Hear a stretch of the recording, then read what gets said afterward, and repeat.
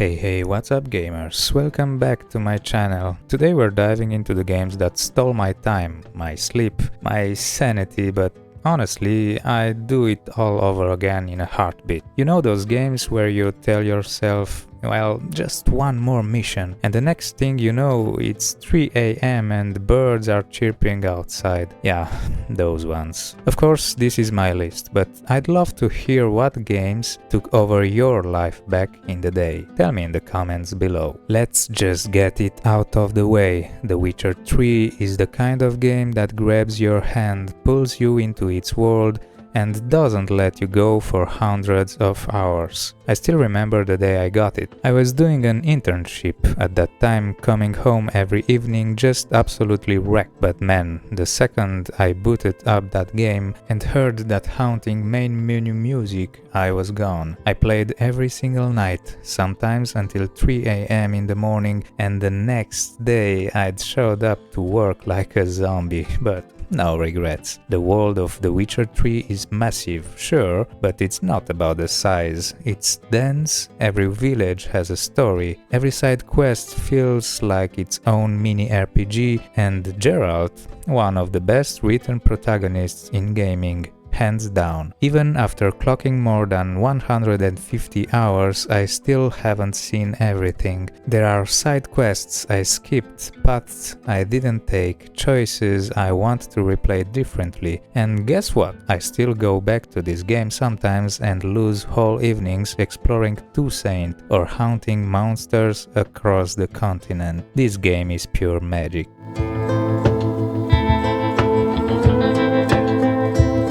Final Fantasy X was the JRPG that truly hit me emotionally for the first time. That soundtrack, those characters, the voice acting, even if a little janky at times, it just stuck with me forever. Tidus and Yuna's journey through Spira wasn't just another fantasy story. It was heartbreaking, beautiful, and full of these quiet, emotional moments that hit way harder than expected. The concept of pilgrimage, the looming presence of sin, and that twist toward the end. I still remember how shocked I was, and the ending, man, I'm not crying. You're crying. Gameplay-wise, the sphere grid system was super addictive. It gave you the illusion of freedom while still being tight and strategic. And the turn-based combat, so good, swapping characters mid-battle was genius. And don't even get me started on Blitzball.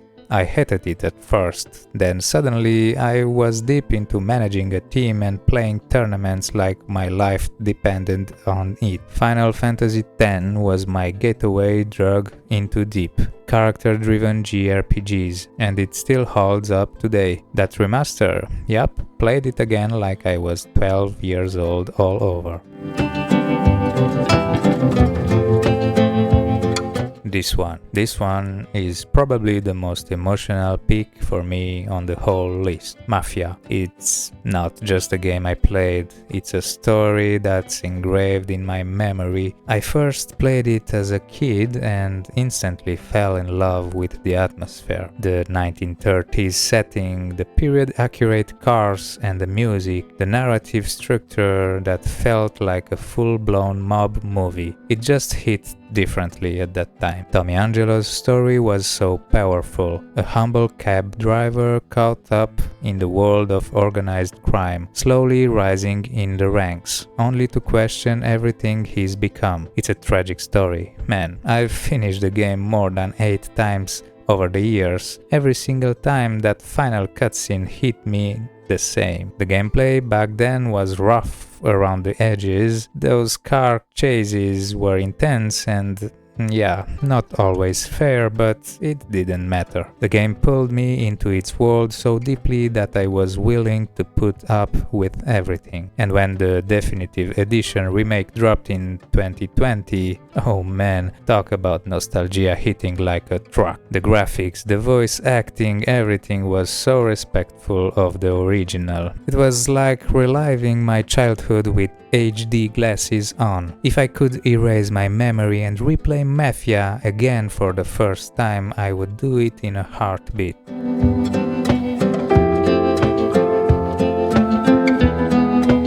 I needed this game in my life as soon as I saw it. I remember going over to a friend's house and watching them play The Sims, and it completely blew my mind. A game where you control a whole family, build a house, mess with their lives and watch everything go wrong in the most hilarious ways. Yeah, sign me up.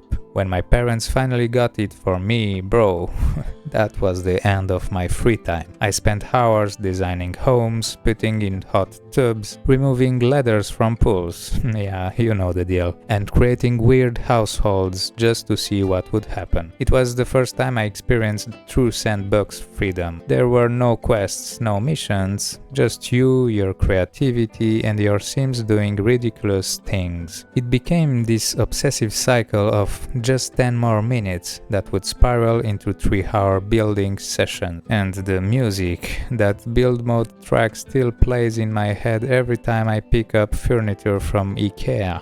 Even now, with all the newer Sims games out, nothing hits like the original. It was pure digital magic.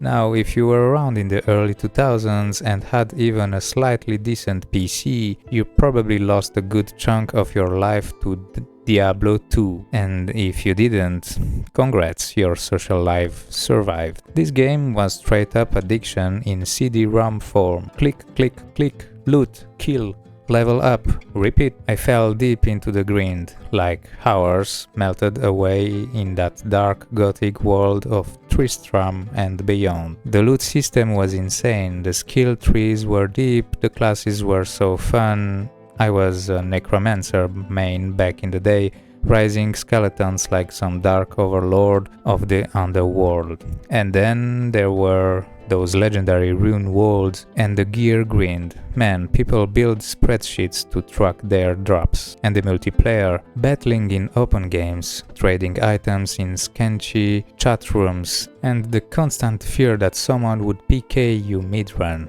It was chaos, but good chaos. Even today with the Diablo II resurrected remake out there, that magic still exists. Blizzard did a great job keeping the core intact while updating the visuals. But the original, that's one sacred. That game devoured my free time like no other, and I enjoyed every second of it. Oh boy, World of Warcraft. Just saying the name brings me back memories of me in high school, staying up until 4 AM, sneaking snacks between raids and absolutely wrecking my sleep schedule. This game, it nearly ruined my grades, no joke, but god, I wouldn't trade those memories for anything. WoW wasn't just a game, it was a world, one that sucked you in and didn't let go. You start off as some random low-level character in a huge fantasy land, and suddenly you're organizing 40-man raids, grinding for that perfect mount, or fighting in PvP battlegrounds for honor and glory. The first time I walked into Stormwind, man, it felt like walking into a real breathing capital city. People everywhere, chat windows buzzing, wild invites flying, the music swelling, that sense of scale, it was unreal. I played on private servers first, then went official and spent what feels like thousands of hours grinding, questing, fishing, yes, fishing, and just soaking in the vibe of Azeroth. I met people I still talk to today, nearly 2 decades later. Expansions came and went, but nothing hit like the vanilla plus burning Crusade era. Pure magic. And every time Blizzard drops a new classic server, I'm this close to falling back in all over again. Time sink? Absolutely. But also one of the most unforgettable experiences in my gaming life.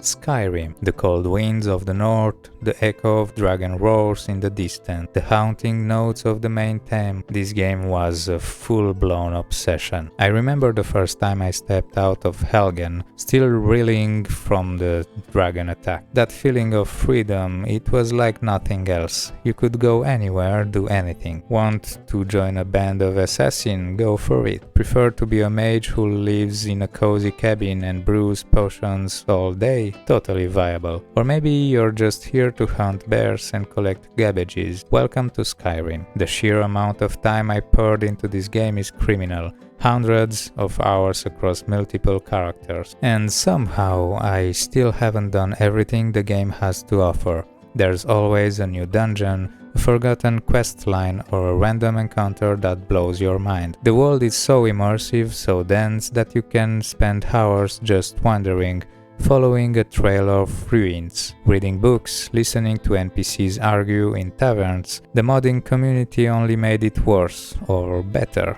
adding new lands, improving graphics, turning dragons into Thomas the Tank Engine. Yeah, it got weird, but it was always fun. I used to just chill for entire evenings, exploring caves and stealing sweet rolls. It was therapy, fantasy, and chaos all in one. Skyrim didn't just steal hours of my life, it happily took chunks of my soul and I offered them willingly. And you know what? Every couple years, I go back.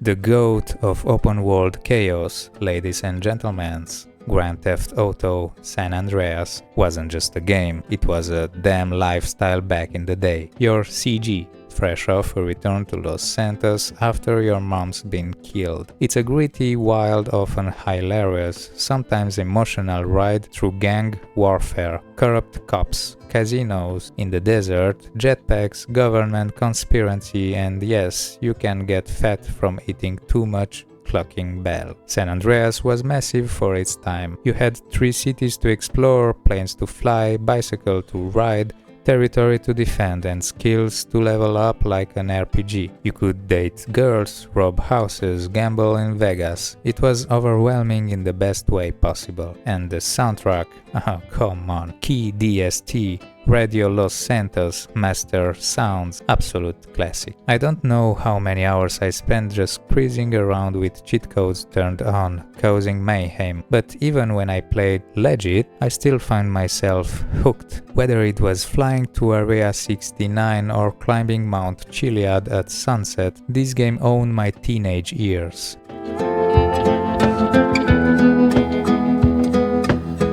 Metro Exodus is a recent entry compared to the others, but make no mistake, it's just as capable of eating away your time without you noticing. The post-apocalyptic Russia of the Metro universe always had a tight, claustrophobic feel until Exodus opened things up and took us across the whole damn continent, one region at a time, and it nailed it. You're still Artyom, still looking for a better life for you and your people, but now you're on a train called the Aurora, rolling through deserts, forests, and snowy wasteland. Every stop is packed with lore, survival mechanics, and tension so thick it could choke a Nosalis. The gameplay is a masterclass in slow burn immersion. Scavenge for parts, craft ammo, maintain your weapons, manage your flashlight battery. Every system works to pull you in the world. Even on higher difficulties, it forces you to think, adapt, survive. And the storytelling, quiet, emotional, soaked in the atmosphere. You care about your crew, about your wife Anna, about the fate of what's left of humanity. It's one of those games where you're always like, just one more mission, but then you're hunting resources and clearing bandit camps 3 hours later.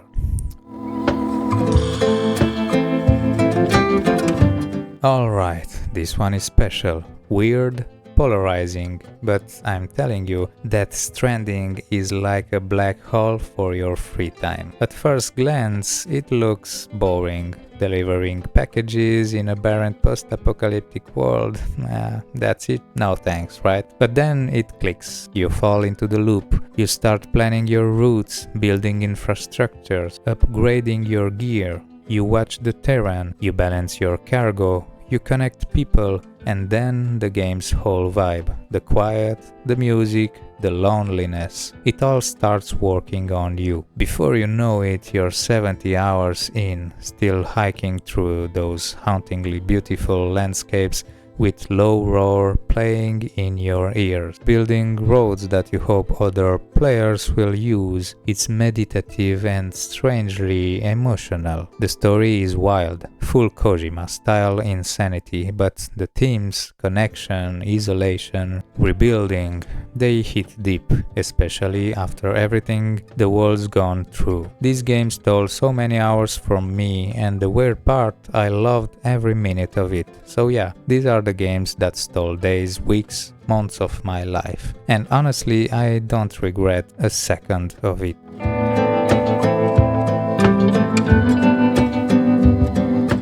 If any of those stole your time too, let me know in the comments, and if not, tell me what game took over your life completely. If you enjoyed this video, don't forget to like, subscribe and hit the notification bell. Until next time, happy gaming everyone, bye bye.